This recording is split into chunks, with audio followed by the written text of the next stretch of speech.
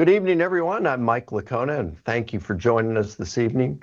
Hey, I've got a couple of friends with me. The first one is Jorge Gill. Jorge, he is just an amazing guy. I love him. I've seen him, I've known him for several years now.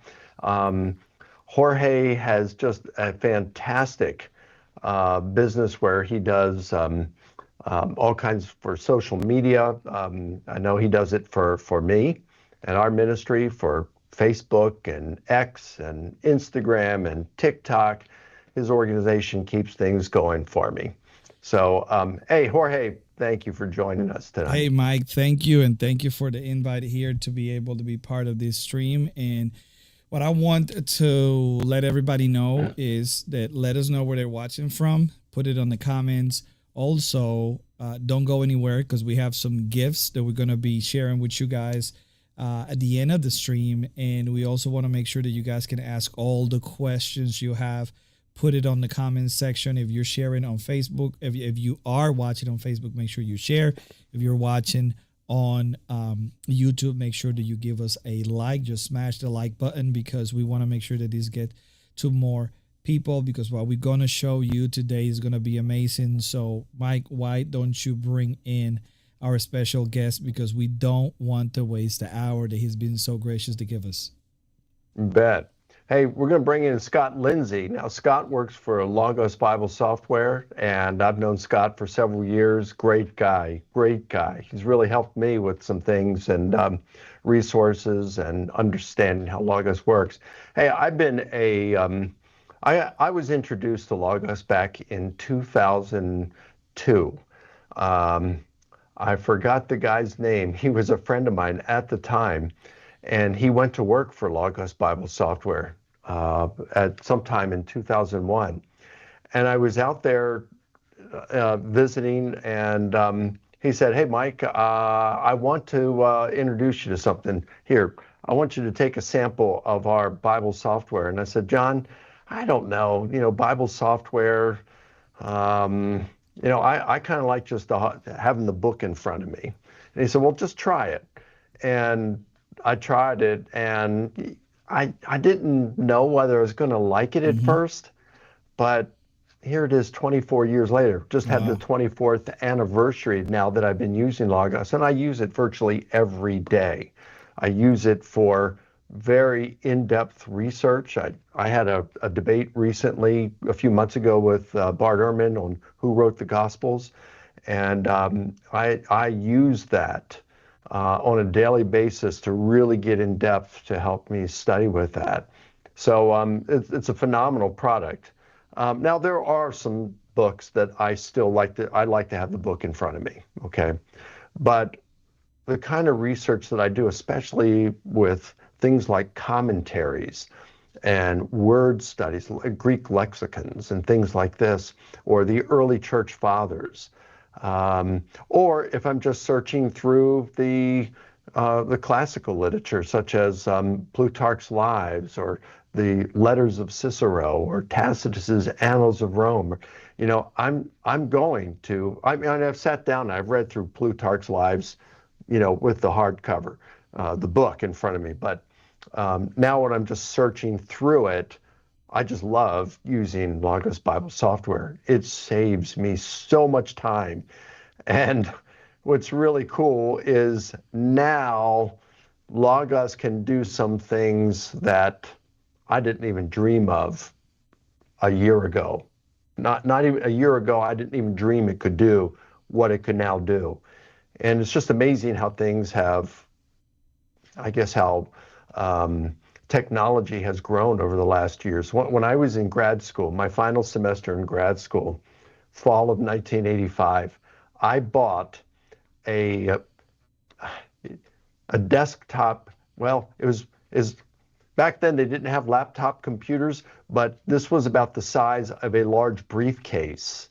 And so I bought it. It had two things where you put two floppy disks in there, and you put another one to make the system run, and it was just crazy. And I remember asking the library at the university, one of the librarians, I said, "Do you think it's possible that in time they might have something like Kittle's Theological Dictionary of the New Testament on where I can look at it on my computer. Oh, yeah, probably in the future, And it's like, wow, the stuff that Bible software can do now is just amazing. So anyway, that's enough for me. I love Logos Bible software. So hey, Scott, thanks for joining us. I mean, you're an expert in this stuff. You know more about this than I will, because Logos, there's much more that it can do that I will never even use. Tell us about the news and what's going on today with Logos. Well, I actually think you could take me to task on the language tools of Logos. That's I know enough to be dangerous, but yeah, it's been an amazing privilege to be part of this company. I just celebrated 28 years at Logos a few months back. So yeah, we've if Jorge wants to share my screen, I'll explain a little bit about who we are and the exciting new things as you've discussed. And mainly because we've actually put AI into Logos, and I'll clear the air because I think there's a lot of people apprehensive about AI, and I actually think it's a very valid concern. So I'm going to kind of explain the difference by kind of what we've done with AI versus, maybe ChatGPT or something. But who is Logos? So we're kind of headquartered here in Washington State. You've been out here to our headquarters, filmed some courses for us and so on. And actually, we've got a free gift, one of your courses we're going to give for those that are joining us tonight. But yeah, primarily here in Washington State, 350 of us. So I love to state the size of the company, just in case there were some that think that we're four of us in a garage in boxer shorts or something. We're like a real company. But, because of COVID, a lot of us just went back to where we came from, Raleigh, Dallas, International, and so on. So there's not a whole lot of us left here in Washington State. Now, the other number that I find shocking is we have about 2-3 million users now worldwide. We have Logos now in German, French, Portuguese, Spanish, Chinese, Korean, and some other languages. But the number that I find most shocking, and it alludes to when you thought you dreamed that one day Kittle might be in Logos. We're at 300,000 books now in our format, and I think Mike's got quite a few of those. I've seen your Logos account. Yes, you're definitely a fan. But 300,000 books makes it probably the largest theological digital library available. But the exciting thing is kind of what I've already shared at the beginning, that we have now put AI into Logos. And so I like to tell people, especially if you've looked at Logos back in the day, or maybe you got Logos 10 years ago and you just couldn't figure it out. A lot of things have changed, one of which is ease of use, and that's because of AI.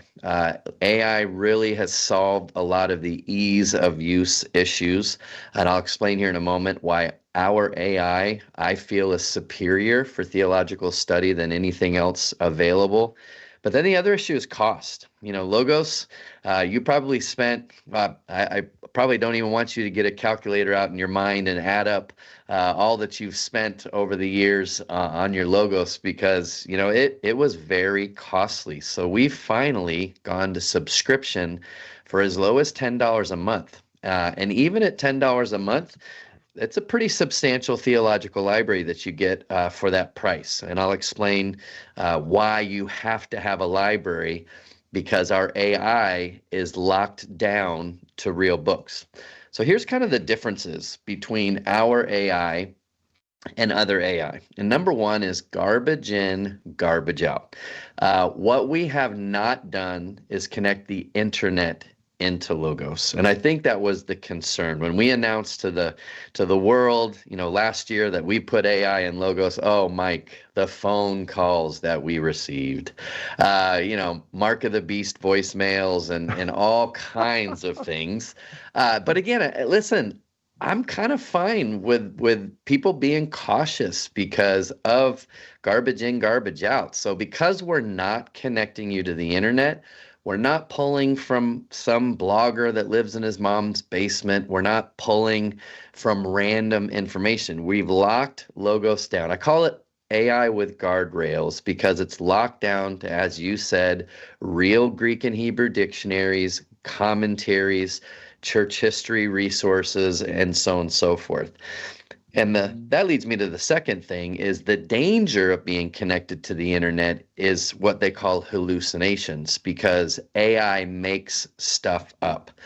And I actually, Mike, I was up this weekend, up actually with Wes Huff teaching at a conference, and I just Googled some of the most recent statistics on hallucinations amongst the bigger known AI tools such as ChatGPT and Perplexity, and it was as low as about 35% to as high as 90%. And they're actually saying that the problem of hallucinations is getting worse, not better. So my joke is, Mike, we don't hallucinate at Logos because we don't do drugs. We're only pulling from real resources. So we're going to actually cite every single bit of information that we pull into our AI because, again, it's coming from real books. And that leads me to the third point. Scott, can I jump in here with something absolutely. real quick? So one of the things that I was looking at as I prepared for that debate with Herman, I wanted to, I was spending some time with Justin Martyr, and I wanted to know how many times Justin showed familiarity with, I think, the Gospel of Matthew. And so it pulled up all these things. And I said, okay, let's fine tune this. I want to know how many times, I want to know if Justin quotes the Gospel of Matthew as we have it in our Greek, because Justin wrote in Greek. So I want to know the Greek that Justin used. Does that show that he knew our Gospel of Matthew? And so it came up with all these verses. And I'm thinking, that's fantastic. And it gave the Greek, it gave the English, and it said, okay, this is what Justin, this is what he wrote here, and here's what it was. And I thought at some point, I better go check this. And I did. And a lot of them were bogus. Yeah. So it's like, wow, you have to be real careful with it. So if you're saying Logos does not hallucinate, that's amazing. That could really help a lot in research.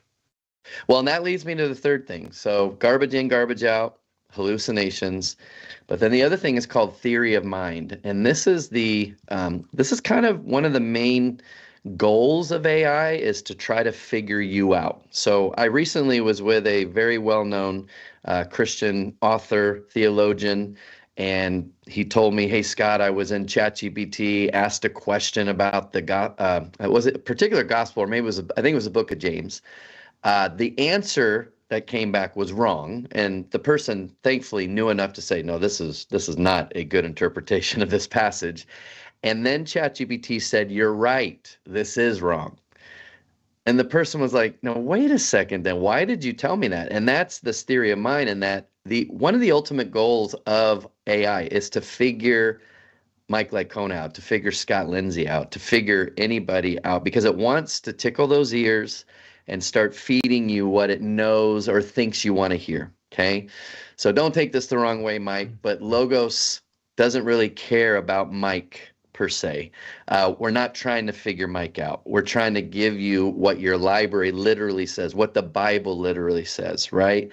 But I think there's a lot of people that don't really understand that's absolutely one of the goals of AI is to figure you out, again, to kind of feed you, again, what it thinks you want to hear. So Logos, again, is not doing that. So with that, let me take you to the new Logos and actually show you some of these amazing new features. And there's been a couple updates, Mike, since even the last time you and I got together. So hopefully I've got a couple new things to share with you. And listen, that's one of the really great things about subscription. Now that Logos has gone to a very low monthly price, not $1,000 or $15,000 or $2,000 to get in, as low as $10. You're going to get a theological library, but also every month we have amazing new features coming. So I'm in a weekly Thursday morning meeting. It's kind of my favorite thing all week long, is that morning when I get to see what our developers are getting ready to release into Logos. And I'm telling you, as great as what we're going to show tonight is, what's coming is absolutely amazing. And I'm gonna give you a sneak peek on a few of those. But here is Logos Desktop. Now, Logos Mobile is absolutely amazing. And all the AI features that I'm going to show tonight are also on your phone. So they're with you in your back pocket. Your whole theological library is with you in your back pocket. But again, the power of AI in Logos is mobile now as well.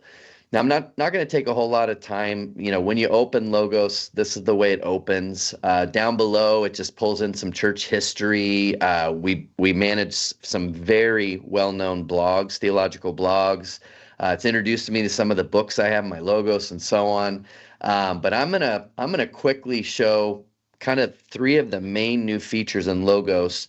And what they do is they address what I feel is, and then let's put that out right there. Mike didn't even know this. Mike has a gift for everybody tonight. So we're going to actually give 60 days free Logos, no strings attached, okay? Because we're confident that if you actually try this out and start asking those theological questions that you've always wanted and didn't have an answer for, and again, one of your courses, Mike. So that's coming. But, you know, ultimately, bottom line, need to be in the Bible daily. I mean, that's a goal of Logos. We kind of really want you in the scripture. So to reading the Bible and then asking the Bible, asking your theological books the questions, not Google, not ChatGPT. Ask Logos those questions you have, but then ultimately leading to studying the Bible, taking a time, in your day when you can to really hunker down, study the text and so on. And so I'm going to kind of use those 3 points as a basis to kind of show 3 amazing new tools in Logos. The first of which, we feel the Bible is such an important book and the most important book in all of Logos, so we've given it its own button right here. So I'm going to click the Bible button, and this is the way your Bible's going to open on your screen. Now, I've got mine, Mike, set to the ESV, but you get to tell Logos, hey, I'm a New American Standard or whatever translation. Now, as you alluded, you can drop in an interlinear, so you can, literally have the Greek text right there in line, but I'm going to keep it a little simple tonight for right now. But this is the feature I wanted to show. I'm going to make the Bible a little bit bigger on my screen here. But it's right here on the right-hand side. It's a button called Insights. And what this provides is exactly that, insight into the text. And I mean, right out the gate, I'm in Romans 1, Paul, a servant of Jesus Christ. So Logos says, hey, Paul's name's mentioned, so let's get you some information on Paul. I mean, including beautiful infographics, right? So I've got these beautiful charts and maps of Paul's missionary journeys built right into Logos if I so choose to click. So it's not just commentary input, it's also a lot of visual input as well. Now that's a study Bible, but I like to get to my commentaries, as I know you do, because you mentioned, how many commentaries that you've purchased over the years in Logos. But I've got mine set right now to Pillar, right? So I want you to see the change button that allows me to quickly personalize my Logos and choose maybe my preferred commentary, right? Maybe someone watching is like, Scott, I like Tyndale. It was that easy for me to switch it to Tyndale. Or someone watching might say, Scott, my favorite commentary on Romans is New American Commentary. So just showing how easy it is to change the preferred commentary.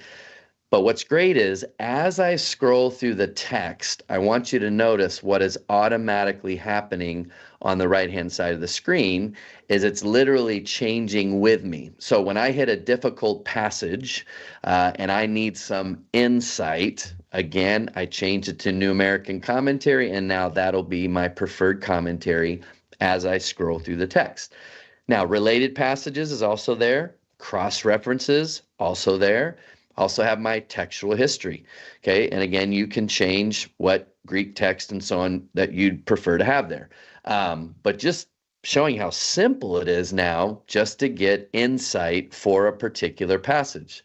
So, for example, if I decide to tackle Leviticus, the one book that everybody Mike's going to skip come March when their reading plan hits Leviticus, I don't have to worry about it anymore because right on the right-hand side, it's staying right with me, right?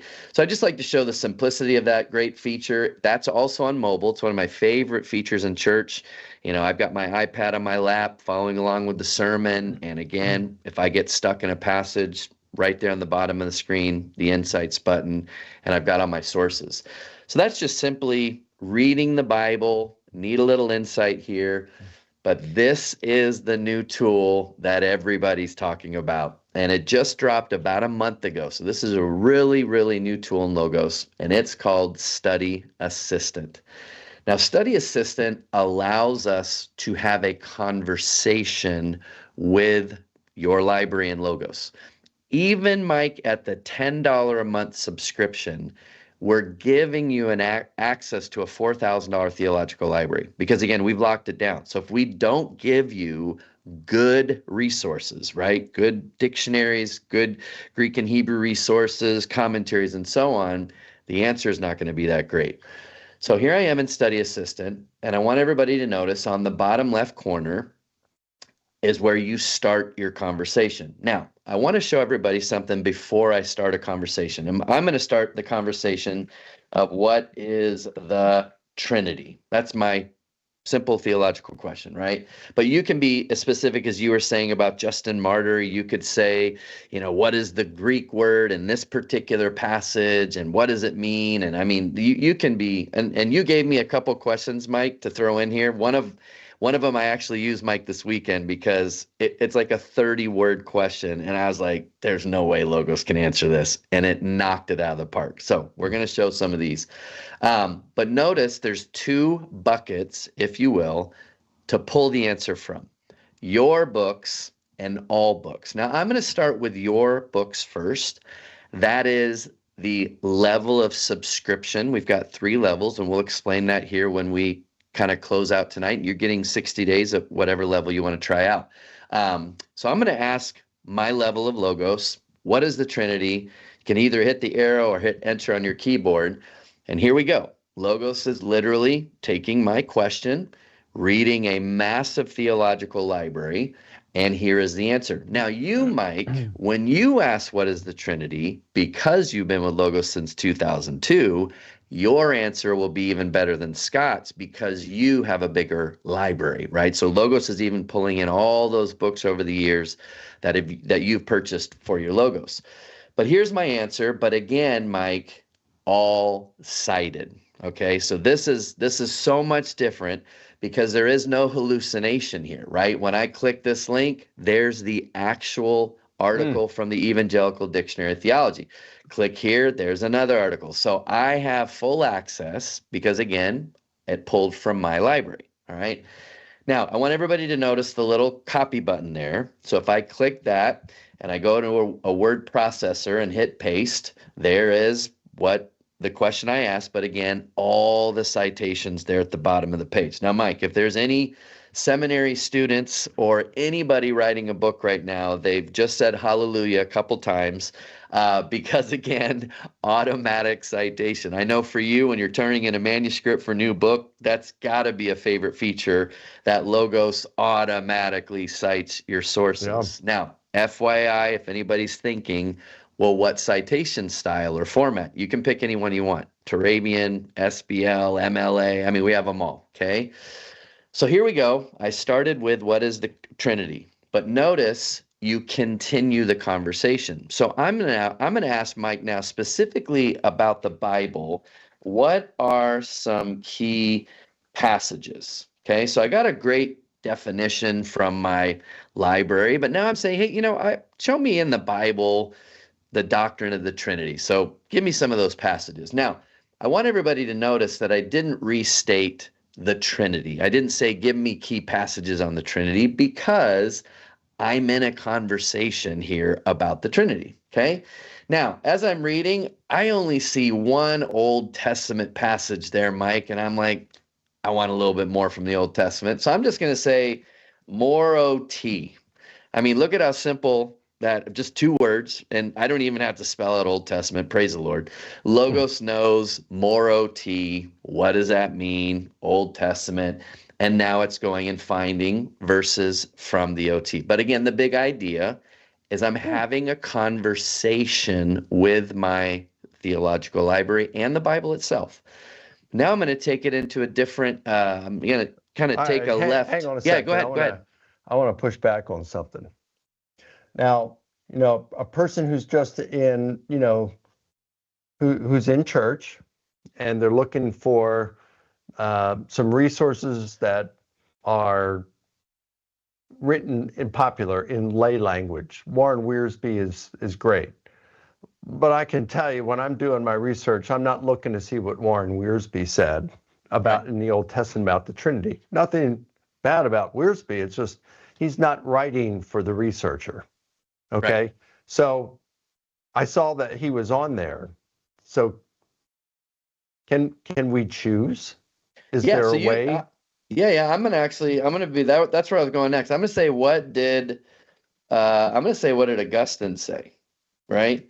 Now you could say if you had a favorite particular scholar or something, but yeah, I'm going way back now. What did Augustine say? Again, I don't need to restate Trinity because that's the conversation I'm having. But this is what's interesting, Mike. When you are particular to a scholar, to a church father, Justin Martyr, or whatever, I want you to see what happens when Logos brings back the answer, okay? Great answer on what Augustine said. But notice this line right here. The search was constrained to works by Augustine. Would you like me to search your entire library?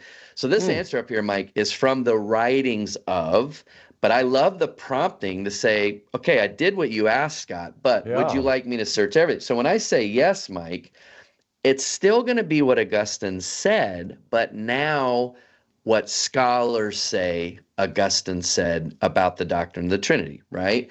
But again, the big idea is I'm having an amazing conversation about a doctrine. You can have one about a passage, a Greek word, a Hebrew word, Justin Martyr, early church fathers. Now, what's new, Mike? This dropped last week. Right now, the only thing you could do per conversation was literally copy a section. And I showed that. I hit the little copy button, hit paste. But notice at the top, Mike, there is finally now a button that says copy all. Okay? That's pretty cool. So if I hit copy all now, the entire conversation now, when I hit paste, shows up in my document. But what's coming next month? I am so excited. I wish it was here, but I've seen it with my own eyeballs. So I know it's a reality, okay? Right here, Mike, next to it is going to be a button that says copy link. Now, when you click that, Mike, and send it to me or a friend via text or email, any way you want to send the link, okay, copy link. When they click it, Mike, it opens up on their mobile device or computer your whole conversation with all the cited sources. Just instantly appears on their screen, which is amazing because sometimes I want to know what you think about something, and maybe you've nuanced out a conversation about that, right? Now, if someone doesn't have Logos, they're able to open up the whole conversation. But if they do have Logos, which I do, so if you send it to me, Mike, when I clicked it, it would open it up in my study assistant for me to continue the conversation. Wow. So we're developing this, Mike, for seminaries because professors are wanting a way to interact with students, right, where they can help them kind of think about something the way a scholar would think about something, to see that process and see their cited sources and so on and so forth. So that's coming next month. And again, it'll just show up in your Logos. But let me show everybody. I just want to make sure I understand what you're saying here. So if, let's say I have this, and I copy all, and I paste that in an email to someone, and that person does not have Logos, they'll be able to click on links, and it will take them to resources. It'll take them to commentaries or whatever the particular passage in that commentary. within It'll show them the Logos, even though they citation don't have from it. Yeah, so the whole conversation with all the cited sources will literally show up on their screen. Wow, that's pretty So cool. yeah, no, I'm very excited about it. Yeah, but Yeah. again, if I have Logos, which I do, when you send me something, it will load into my Logos, into Study Assistant, where I could continue the conversation, start asking maybe my own questions about what you got me started with, right? But I want everybody to notice something about Study Assistant.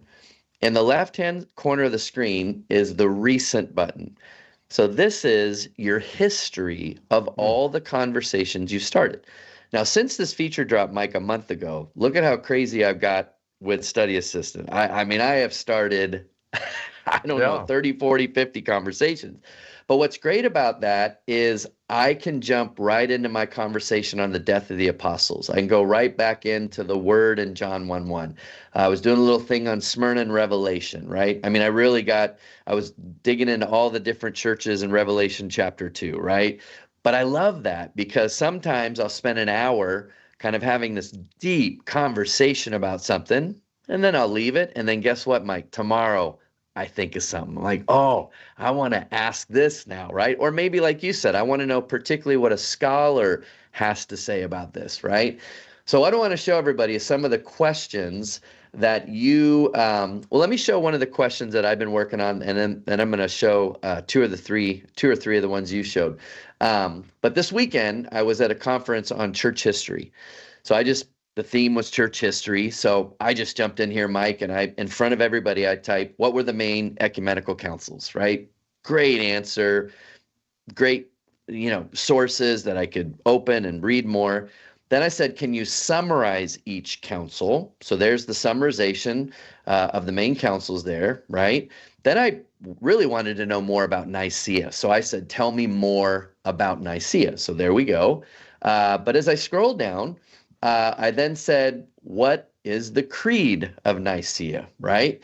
And it gave me a good understanding of what the creed was. And then I was very specific and said, give me the words of the creed. So there's the text of the Nicene Creed, okay?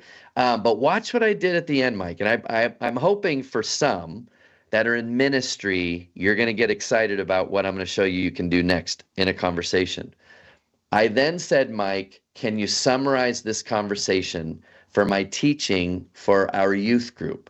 So what Logos did is summarized my lengthy conversation up there. But notice I said youth group. So Logos AI knows to maybe bring it down a few notches, right? Maybe not keep the theology up on the top shelf, right? Bring it down a few notches. So Mike, I've used this to say, hey, I want to teach my kids some good theology out of Romans 8 after dinner on Thursday. Can you help me with some engaging questions? I mean, I literally typed that out and Logos knew exactly what I needed. But here's something, and I want everybody to try this when you get your 60 days Logos. If anybody goes into Study Assistant, Mike, a seminary student, maybe a preacher, a pastor, and says, hey, I'd rather golf tomorrow. Can you write my message Logos on Galatians chapter 2, with 3 good points? You know what it'll say, Mike? No, not doing it. We literally will say no. Now, ChatGPT will do it, which Sure. I hate to say it is happening a lot now. But what we'll say, Mike, is we apologize. That's not what we're here for. But we are here to help. So we'll help you with main themes, main theology, big theology, maybe key Greek words. So basically, Mike, we'll give you the cream in the bucket, but Dr. Lycona is the one that churns the butter, right? So Yeah, we'll I'm help just you. thinking, Scott, as you were, even before you just started on this last part about, mentioned ChatGPT writing a sermon, I was thinking even this, what is doing, I'm thinking of the pastor who is not a pastor of a large church, maybe a medium or small church, and they have so many different responsibilities, so many things that are pulling on them. And it's like, well, how do I fit in adequate amount of time to do a sermon? This is amazing. I mean, to be able to do this kind of stuff for a pastor or a youth pastor, Wow, the kind of time that can be saved is amazing. And biblical counseling is built into Logos. So you could actually start a study assistant and say, "Hey, I'm getting ready to counsel somebody who's addicted to pornography. How do I navigate that? What does the Bible say? What are my biblical counseling resources in Logos? And maybe what are some questions that I can lead this? I mean, that's how specific you can be. So even on a counseling level. So let me show you. It's interesting you said that, because I had a pastor that said, "Hey, I want to do a sermon series, kind of on dating and the Sermon on the Mount." So where was that? There it was. So we jumped in here. He hadn't seen the new Logos AI, and just said, "But first I want to do a basic summary." And he's going to teach this to young people at the church, but give me the basics on the Sermon on the Mount. So we said that, Logos did it. But then very specifically, he said, "How can I relate this to dating?" Right? So then Logos takes the principles in the Sermon on the Mount, relates it to dating. I mean, purity of heart, golden rule. I mean, really, really good insight here, again, from the sermon. But then watch this. Can you help me develop 3 points to preach dating and Sermon on the Mount? And again, Mike, it didn't write the message, but gave me 3 good points. Guard your heart. Loveliness destroys what you're trying to build. Lovelessness, and you cannot live this alone. You need community. I mean, that's a great number point. I tell my kids all that all the time. It's when you're alone is where things don't go right. So community is essential. But yes, for ministry, an amazing tool. For the theologian, amazing tool. So let me show you some of the ones that you sent me, Mike. Hang on. Go ahead. So this last thing, how is that not right in the sermon? The thing that you said Logos won't do. Yeah, because it's just, if you go back to the, let's go back. You gave the 3 points. Right. Gave the 3 points. Supporting scriptures. How is that not writing the sermon? Because it's that would be a really, really, really short sermon. Because again, it's just kind of giving you kind of like an outline, right? Key points. Examine your heart's true motive. Maybe talk about intentional relationships. Here's some questions that you can maybe address in the sermon. But I'm not going to be able to hit print and preach this, because this is just bullet points, right? It's just ideas for me to think it through, right? But here's the thing, Mike. Could Logos write the message? Absolutely. That's easy. That's the easy part. But we've drawn a moral line in the sand to say, no, we're not going to do that. And this, honestly, why, Mike, is one of the reasons why major seminaries now are in line right now with Logos to equip all their students with this, because AI is wreaking havoc right now, right? Because of hallucinations, not good scholarship, not good sources, and sadly, writing the entire paper for some, right? So again, we're not going to do that. Now, let's get back to some of the questions that you sent me in preparation for this. But one of the ones that you gave me was, "Hey, Scott, let's start with what are the arguments from scholars against the traditional authorship of the Gospel of Matthew?" So, and this is against. So there's some of the reasons against, right? And again, once I get to the end of this, it's going to have some, there's my references, and everybody knows all those numbers are where the references are coming from, right? And then I asked, what are all the arguments from scholars supporting traditional authorship of the Gospel of Matthew? And there we go. So that's a conversation that I have against and for. Now, the other question you sent me was the dating of Jesus' crucifixion. So provide the major reasons for thinking Jesus was crucified AD 30 or AD 33. So here we go, the case for AD 30. And then when we scroll down, we get the case for AD 33. And again, this is, a brief answer to this. But notice at the bottom again, continue the conversation. So I could ask for scholars in support of scholars, and you can literally, it's infinite. I have one conversation, Mike, that I think I'm 45 questions into the conversation. So I am digging every little nuance that I can think of. It's just been a really amazing new tool. And again, on your phone. And here's the thing. This, again, is on your mobile device, so Android or iPhone. And if you start a conversation on Study Assistant on your phone, the minute you get home, Mike, it's right here, okay? Because everything in Logos stays synchronized. So I can continue a conversation on my phone, start a conversation on my phone.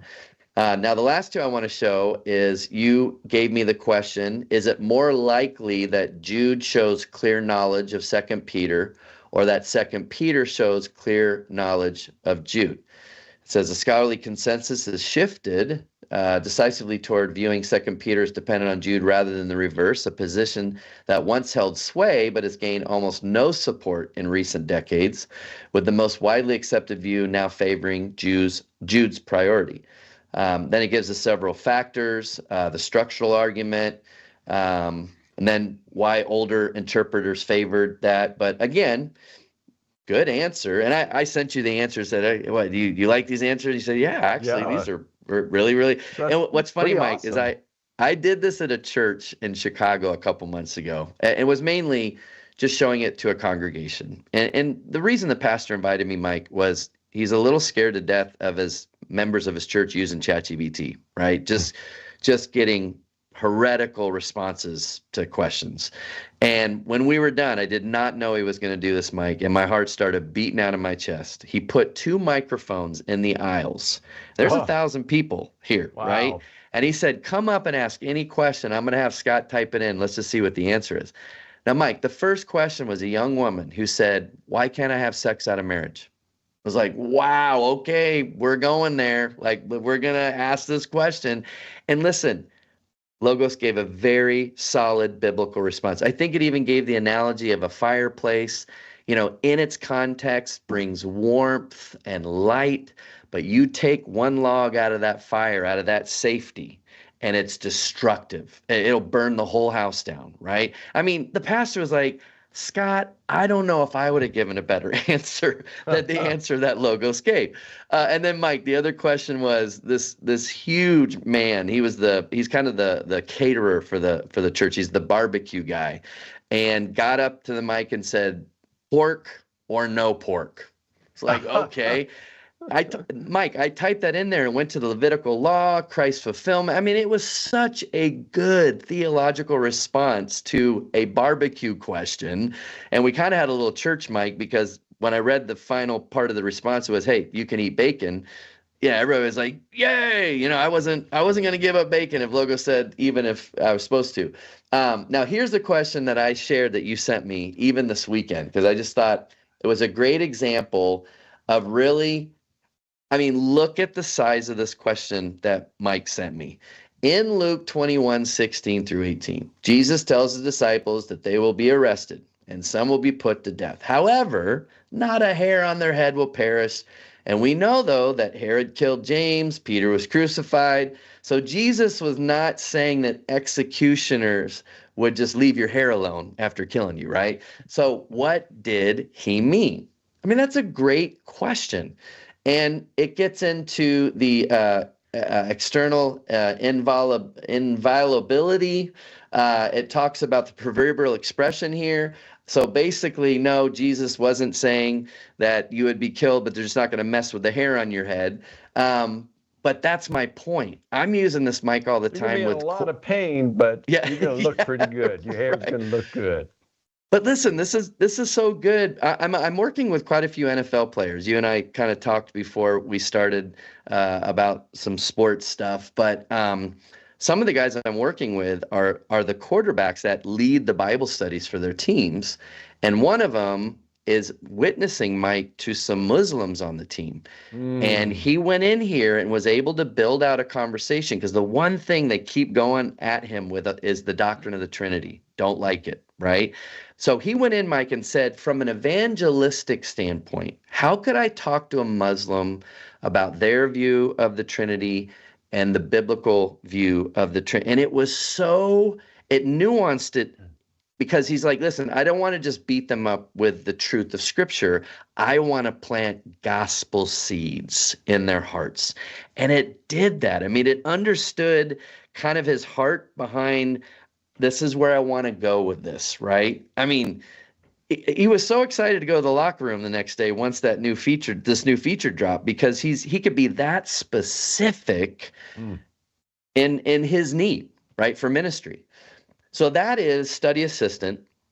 I'm going to close this out because thirdly, I said, ultimately, we want you to study the Bible, okay? And that is a feature here called Fact Book, and that's what we're going to close with tonight.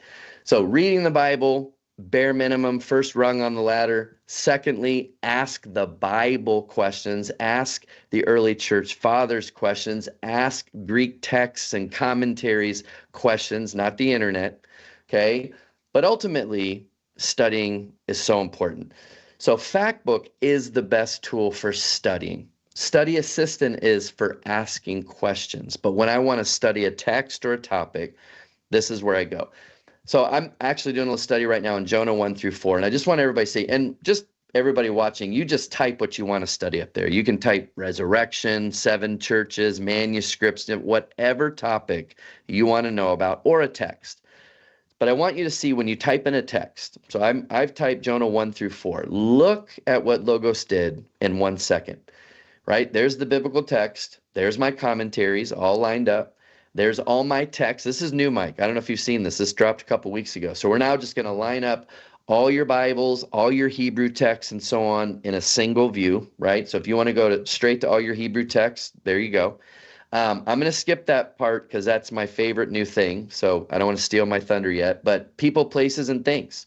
Here's all the people in Jonah, all the places in Jonah, all the things that are in Jonah 1 through 4, right? Here's your biblical events. Here's the main things that are happening in the text: the storm, the fish, the fasting and repentance, the Ninevites, and then stubborn Jonah in chapter 4. Outline of the text, where am I actually in the biblical narrative? Mentioned are your key cross references. So you got to make sure you click all those little buttons. Reported speech. What's the main things being featured in the text as far as speech goes? So a pretty significant insight here is we're learning there's a pattern in Jonah of prayer and oath, which is an interesting little thing to see. Speakers, who's talking in the text, who's being talked to in the text. Here's media, key passages, Bible book guide.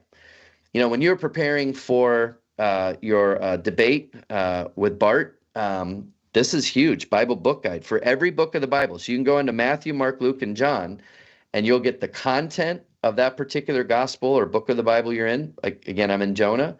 The origin, authorship, right? Date, purpose. So, for you and preparing for, the Gospels, that's amazing to have all that material just lined up under the header of authorship. Boom. There's all the scholars that are talking about the authorship of Jonah.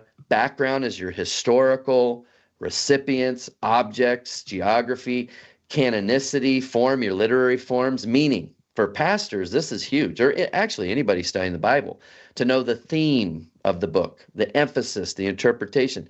Mike, when I was in seminary, this was a class that I had to take in seminary, and that took me 8 weeks to do for the book of Ephesians, and then Logos does it in 1 second.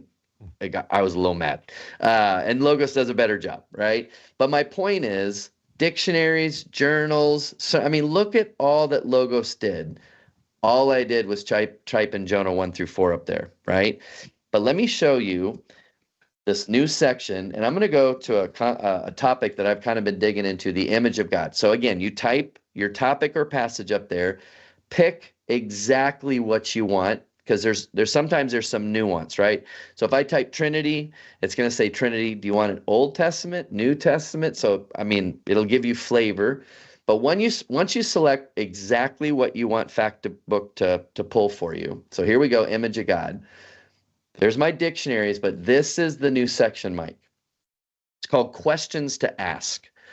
Look at these questions. Where does the Bible mention image of God? What does it mean to be made in the image of God?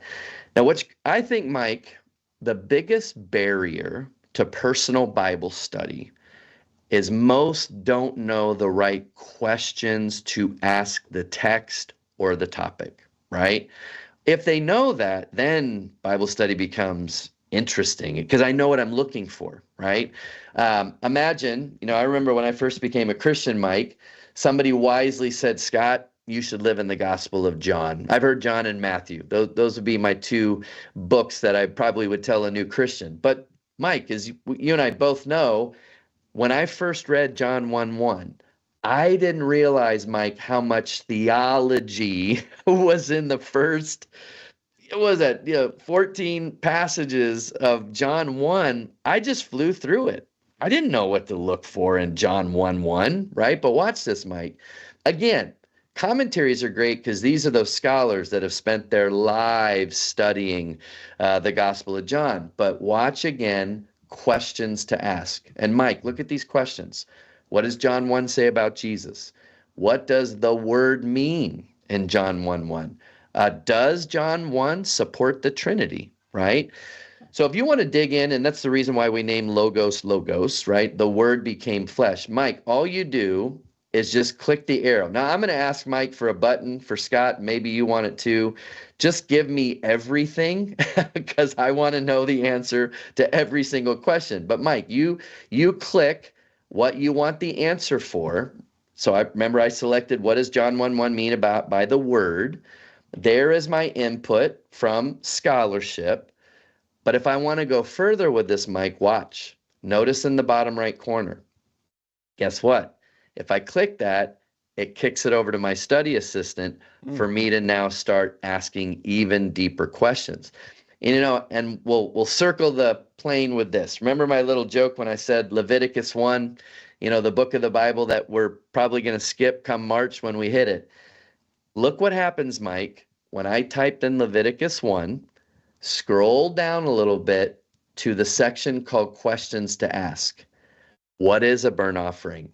What's the purpose of a burnt offering? Look at the third question, Mike. How does the burnt offering foreshadow Christ? Now listen, someone might go, I never knew I should ask that question when I'm studying Leviticus 1. But now, do you see what I'm saying? It opens a whole new way to study a book that most are skipping, right? So let me ask you a question. How did those questions come about? Are they part of, did someone sit down and type out those questions, or does AI think? It's part of Logos AI. So what we did are these. So a lot of commentaries, as you know, Mike, I love it when a scholar does this. You do this, and I love it when others do it, is when they have questions at the back of their chapters, because they want you to engage with the text kind of the way you're engaging with the text. I don't know how to think about things the way Dr. Mike Licona thinks. So when you ask me questions, I'm like, thank you, because I want to think the way that you're leading me to think. That's what we're pulling. So we're pulling tens of thousands of questions that are in commentaries, theologies, and bringing them into the section called questions to ask. This is the one section, Mike, that when I go to a conference, oohs and ahs, this is it right here. Because again, I don't think the lack of Bible study is necessarily a desire issue. I think most Christians do want to study the Bible, and they want to study it better. They don't know the questions to ask. That is gold. When I showed this to, I think Randy Alcorn, when I showed this to Randy, we went in there with Heaven. He's the big heaven and money guy. He was like, Scott, there's some questions in here that I've not even, and that's my thing, right? That's my subject, right? So that's a new section in Factbook called Questions to Ask. And again, Mike, Bible with Insights on your phone, Study Assistant on your phone, all of Factbook on your phone. Now, as much as you can, for those watching, try to use Logos on your desktop, because that's where all the power is, right? There's features that just don't make it to the phone, but everything that we've covered tonight, 100% is on your mobile device. Now, with that, let me tell everybody how they get the free Logos. So there will be a deadline. I'm going to give the date here, but to get the new Logos AI, which is AI with guardrails, it's also AI with a pretty substantial theological library. You just got to go to logos.com/Licona or scan the QR code. So if somebody's watching, you've got your phone out, that's just an easy way to do it. And I want to take everybody to the actual page so that they kind of know what they're looking at when they get there. So when you get to the page, this is the free course that we're giving everybody. It's your course that you came out to Bellingham and filmed years ago called The Objections to the Gospels. You know, Mike, it's one of our highest rated courses of the 200 we have. A lot of great feedback on your course. So, and I think it's $300 some. So we're giving that away free of charge for those that start their free subscription. Now, here's the thing. All you need to do what we did tonight is to do one of the subscriptions, which is Premium, Pro, or Max. So I want everybody to notice that you can start the 60-day trial for Premium or Pro or Max by itself. However, I want everybody to know that we have put together some bundles where we've taken the AI piece, which is the Premium, Pro, or Max. That's the subscription. And then we worked with you, Mike, and I want you to talk for a moment on the process of working with Logos to build these libraries. So basically what we did is we built two bundles for you, Mike. One, the medium bundle, that's the M there, but then we built the large bundle. So here's the thing. If you want the AI and Logos and the bundle that you put together, and I'm going to give you a moment here to explain what's in there, you could click the blue bar, not this one, the blue bar, and it will bring it in. And I want to show everybody that one of the options by doing this is the ability to actually pay it out over monthly. So notice here it added, nope, not that. I've got a couple things in my shopping cart, so let me just get rid of all this. Yeah, that's the problem with shopping carts. There's a lot of things in Logos Scott wants. But here we go. It's going to add your course. It's going to add the bundle. But the option that I want everybody to see is there is a payment option. So for some, maybe $510, even though it's a massive amount of resources. I mean, if we go back to the page, Mike, I think this medium bundle is, let's say here, I'll take it here. Oh, here's where it reflects. Look at the size of the medium bundle that Mike put together and the large.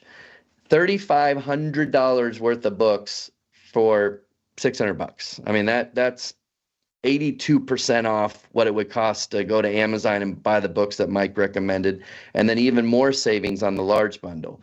But basically, again, if I wanted to budget that out, it's just $42 a month.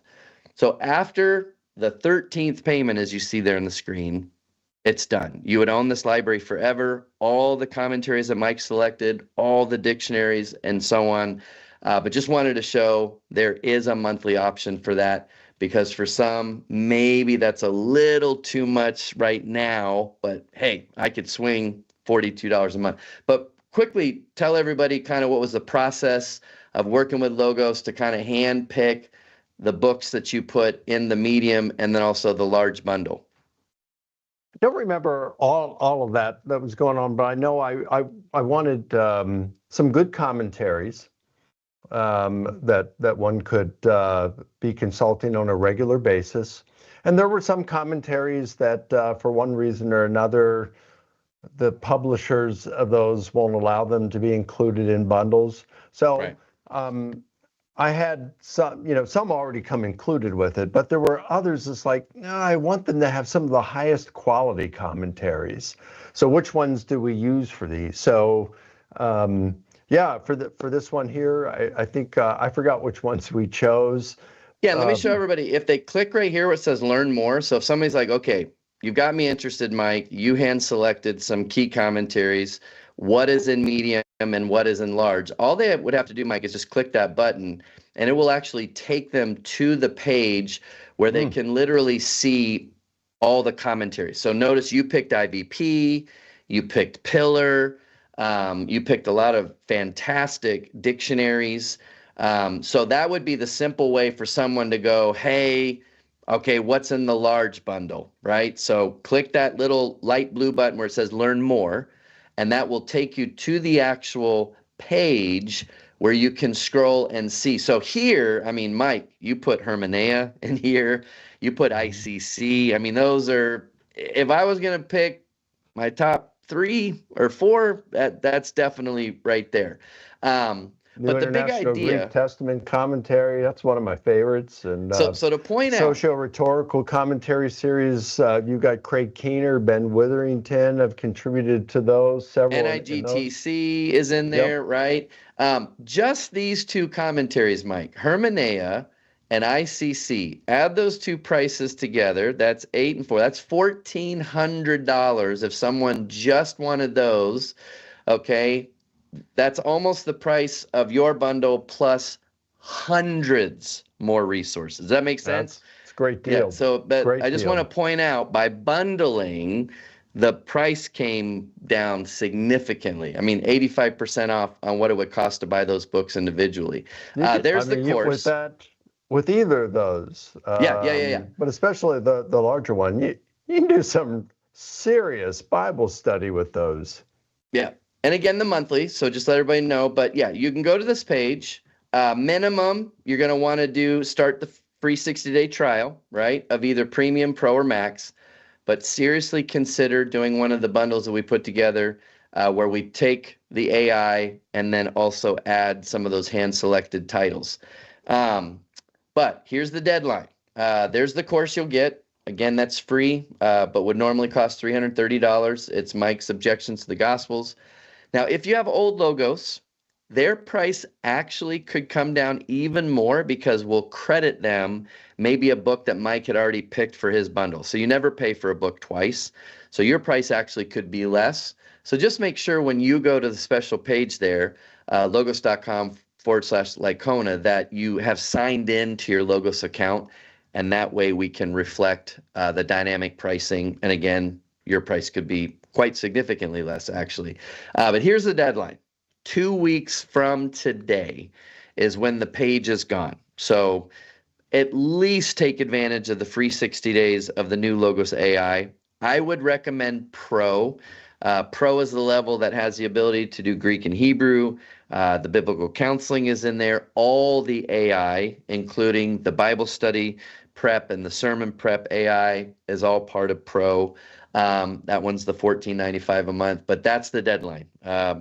We'll have people, Mike, Tuesday and go to the page, and the page is no longer there. So you got 2 weeks from today to take advantage of the gift and also the free trial. Again, Logos Mobile is absolutely amazing. So everything that we discussed tonight is literally on your phone, tablet, iPad. Love to close with this quote. John Owen said, "If the word does not dwell with power in us, it will not pass with power from us." And that's really the heartbeat and passion of Logos. So any final comments? Again, I'll leave this up there because it's got the website and also the QR code. And again, the deadline is Monday, February 16th. Good Gentlemen? stuff. Oh, That's real good stuff. I mean, who would have ever dreamed that there would be software that could do this kind of stuff? And again, protected. You know, again, it was a backlash, Mike, when we announced we put AI because of the misconception on what they thought we had done with AI. And I'm like, no. We thought this through for years before we went down this road. So it's guarded AI. It's only wrapped around theological books, no hallucinations, and we're going to cite every single reference when we give you an answer. excellent. That's pretty simple. So, I mean, that really streamlines things. I mean, what I ended up doing, because I've got so many commentaries in my Logos that, I'll go and let's say I open one up in the New International Greek Text Commentary. And I go to a particular passage. All right, there I go. So now I want to open up the Word Biblical Commentary series. So I open that up. It takes me right there to the passage that I already looked at in the other commentary. And then I open up Pillar, and it takes me to the same text. I don't have to do anything. I don't have to enter what text I want. It takes me automatically there. It's phenomenal. It saves so much time. It's so convenient. And when I'm on the road, I can open it up. Boom. I can be on the plane. And there I'm using it. It's amazing. Yeah, Taking my library with me. There was a guy in the comments saying, what a time to be living in with these tools. And it's true, right? We are really enjoying something that no other human had access to in history, not at least at this speed and accuracy. And I want to go ahead and ask a few questions that we have from the audience. I have one here that says, will online seminars will be available to learn how to use Logos AI? And actually, I think I responded by saying that you, Scott, are putting together a lot of these resources, and Logos is going to put them in their, within built in Logos, but also on their YouTube channel, correct? Yeah, and we have great onboarding, so anybody new will instantly be invited. So it's not required, but we do multiple trainings a week. And if you can't make it, we want you to sign up just to kind of get an eye. But if you can't make it, we still send you the replay so that you could watch it at your convenience. And Mike, wanted to mention, because you said, Scott, there's this one thing I wish you could do in Study Assistant. I wish I could point to the exact books I want. That's coming. So there's a feature in Logos called Collections where you can literally pull in your very favorite commentary. So Mike has hundreds of commentaries, but he's like, I always go to these first. So Mike, because of you, always trying to keep you happy. It's being developed. So I think that's in about a month or two. But that's going to be a new feature in Study Assistant. That will be amazing. Now, will it be limited to just, or will it allow me to go through all my collection, whatever collection I choose? Any collection you want, yes. As large as that collection is. As big, as small, as particular, yes. That is exciting. Yes. That it's like, now there's no limits. Yes. One of the things that is good with the subscription model is the fact that you get all the updates as they are rolling out to the public. I actually have a question here. It says, do I need to purchase Logos 10 or another version to use Logos AI effectively? And the thing is that model is no longer how it works, right? You sign up for, I mean, you can get old legacy libraries, like we used to call it Logos 10, Logos 9, Logos 7. But now what you do is you sign up for either the premium. Give me the $10, $15, or $20. That's it. That's the three options. Three options, and then you get a base library and all the features that come with that tier of subscription. So that is awesome. Next one is okay. This one is okay. But let me say this on that. I'm not trying to sell Mike's bundle, but in a way I am, because the bundles that he put together are absolutely amazing. For the price of the 600 medium, whatever, those used to be $2,000-$3,000 when they were called gold, silver, platinum, whatever. So if somebody's watching saying, you know what, I want to invest in a good, solid library for the future of my study, just look at the books that were put into those bundles. Yes. The other thing I wanted to say here is, I got another question. It says, is this only for one user, or can we get our church involved? And that is a question that we used to get a lot from the older versions. And I want you to answer this because it's very important for people on the other side of the screen to notice, because one of the things that we want to make sure is that we are within the parameters that, Logos as an organization, as a company has for this. Yeah. So it's an individual license. And now that it's, $10, $15, my wife has her own account. I have my own account. Just have to be mindful because it synchronizes. So even if my wife and I wanted to share, that wouldn't be very fun, because I'm studying this and she's studying that, and then it's going to be bouncing over here and bouncing over there. I want to leave my study alone. But we are rolling out a program for churches that want to equip like their lead pastoral team. Not quite there yet. But yes, that is definitely something that people are asking about, and we're working on it. That's pretty awesome. Mike, do you have any more questions for Scott? I mean, we want to make sure that I don't. I can just say that what Scott just shared, I mean, Scott, I've been asking for that. That has been the one thing that is like, I want to be able to go through all the sources that I choose to find those. And yeah, I mean, it's like that plus someone can add to it. They can buy add-ons and put it like if there's a commentary series that is not included in any of those and they want to add it, they can. They just have to pay for that and just do what the rest of us have done over the time to add them. But I mean, from what you have been sharing, Scott, I mean, we've talked about some of this stuff, but I mean, really, every pastor, every youth pastor, everyone who's teaching an adult Sunday school class or something, they should have this. This would Mike, just help them Mike, this so weekend, much. I closed with a slide, Mike, and when I put it up there, no one would look me in the face.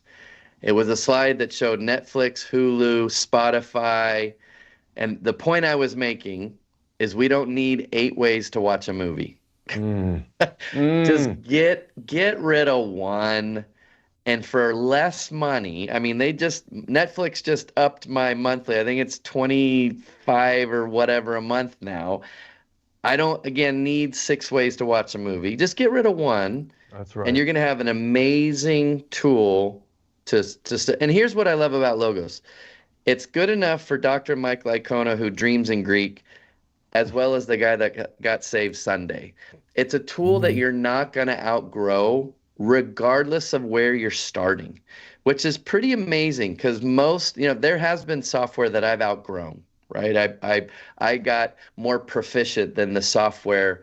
I felt limited. That's not going to happen with Logos. So for the new Christian, for the mom, the dad, the scholar, the pastor, you're going to love it. It's just going to, and Mike, again, I know it's coming because I'm in these meetings on Thursday, and wow, some really incredible things are coming our way. That's exciting, Scott. It really is. I love this stuff. So this is wonderful.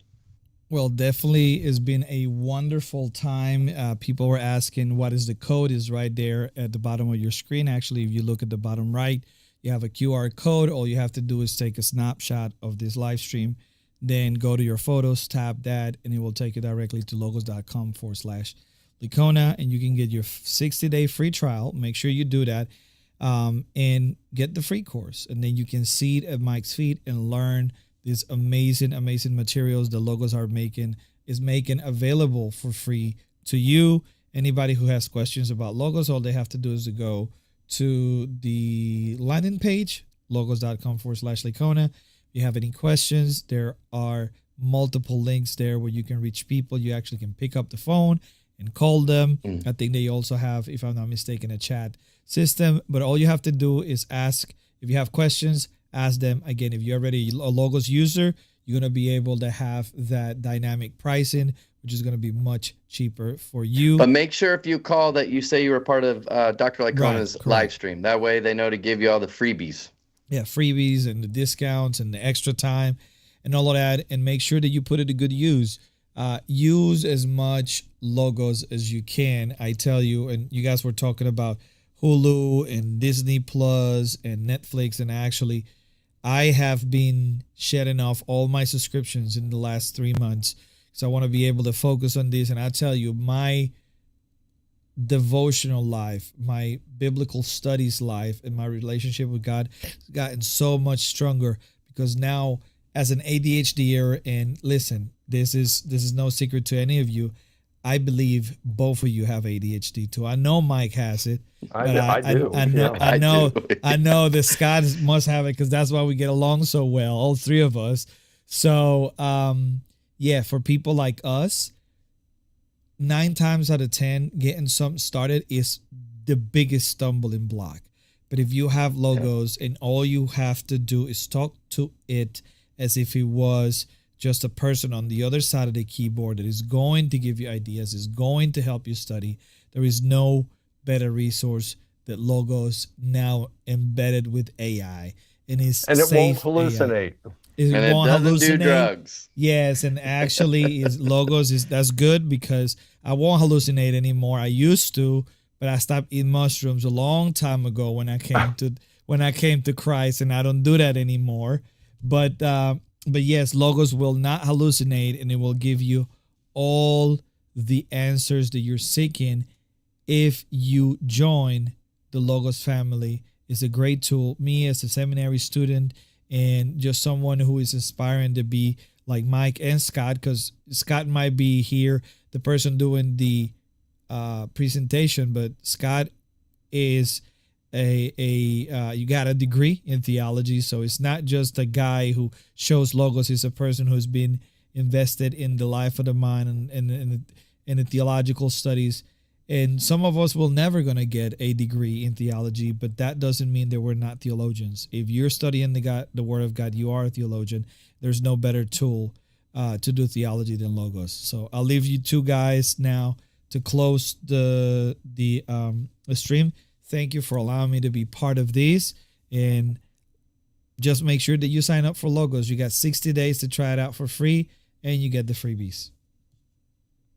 Hey, thanks for putting this together, Mike. I'll let you close. Yeah, like I said, well, thanks for joining us this evening, both Scott and Jorge. But like I said, I've been a Logos user for 24 years, and I didn't think I'd like it, but I tried it, and it grew on me. And now I wouldn't want to live without it, because it has been so valuable in my own research and writing. So the stuff that it's doing now, that's unbelievable compared to when I signed up for it 24 years ago. It's unbelievable. We couldn't even conceive of something like this happening back when I was in grad school. This is just wonderful stuff. So I encourage you, if you're serious about Bible study, personal Bible study, if you are in the ministry, if you are teaching, then I encourage you, check this out. Just be prepared, because it gets addicting. It is so valuable and will take you to a new level that you couldn't even conceive of before. So thanks for joining us this evening.